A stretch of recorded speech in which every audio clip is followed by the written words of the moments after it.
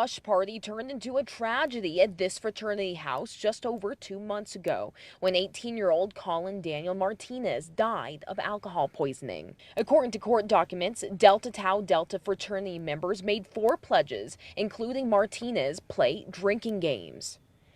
In total, the 4 students drank 3.5 liters of vodka.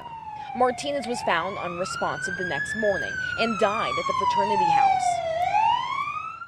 Detectives say they uncovered digital evidence that indicated one fraternity member had Googled signs of alcohol poisoning around 3 a.m., but police were not called until hours later.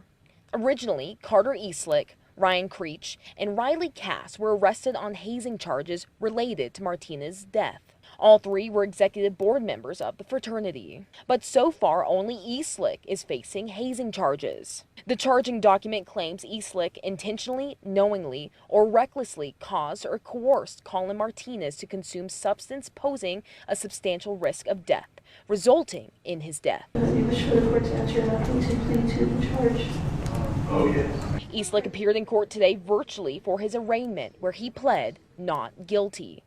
We learned he's now living with his parents in Scottsdale and is still enrolled at NAU, but is taking online classes.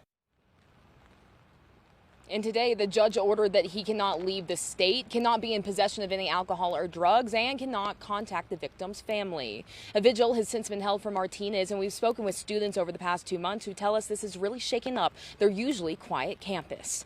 Live in Flagstaff, Carroll for Arizona's Family.